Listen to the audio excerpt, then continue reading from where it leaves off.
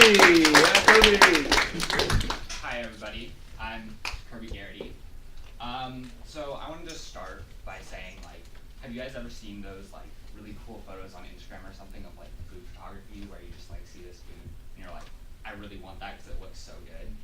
And this kind of started me off into why food photography. I started this because I like to do photography. I also have loved to cook since I was very young. And I really wanted to find out what goes into making that food look so good.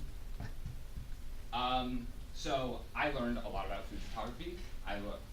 One of the big things in food photography is your composition, using the rule of thirds, and placement of objects is super important. Nothing is done randomly.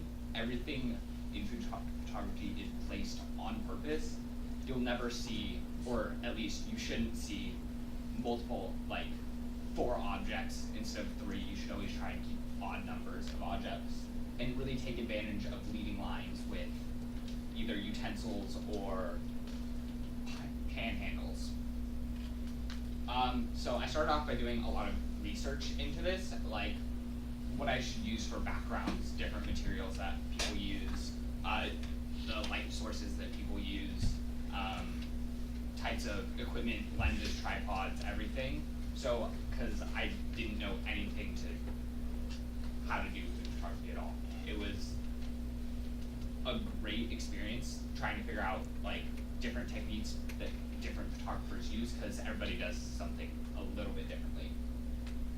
So I took all of that research that I did and I put it into my infographic, into 6 steps into food photography. So you have to find your idea, and then once you have the idea of what you want to shoot, you have to decide a color scheme based on that subject, which is either complementary or monochromatic. Those are the 2 main color schemes that work well in food photography. And then you're going to compose your shot by sketching it out. And then you're going to make your set, so you're going to place everything down, and then you're actually going to shoot. And then once you've done all of your shooting, taken hundreds of photos, you take it into your editing program and you edit it. So I originally started it because I want to write a cookbook by writing the recipe of the food that I was photographing. So I wrote a recipe for marinara sauce that I have been making for over 3 years, perfecting the recipe. And this was very hard because every time I make the recipe, I don't. Every time I make the dish, I don't use a recipe. I've perfected it over the years. It's taken a lot of time and everything changes a little bit.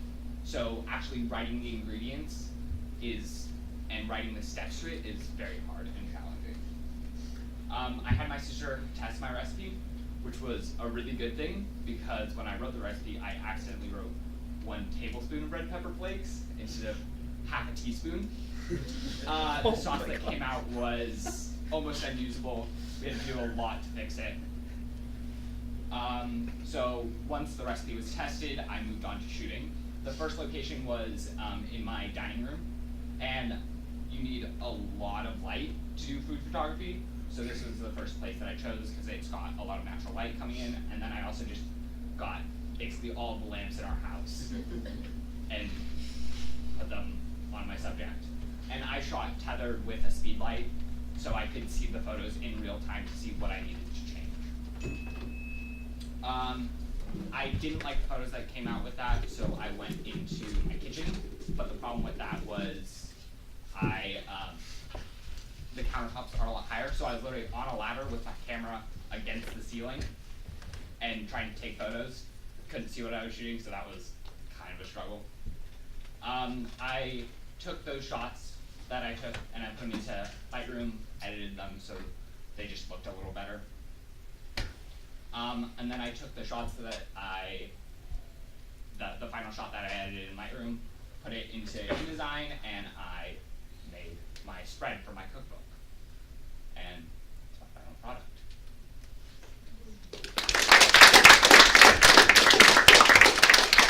Any questions? Have you been cooking for your whole life? As long as I can remember. I'd love to try that in a minute. Very good. is great fun. question. What's your favorite thing to cook? That marinara sauce. Yeah. Why did you start cooking marinara sauce? I don't actually know. That's fair. Do you have your original recipe that you used and like you could see how it differed? I could find it, but it has differed a lot. Did you do any post-editing in Photoshop? I did it in Lightroom, Right, okay. because that's my photo editing application of choice. Anybody else?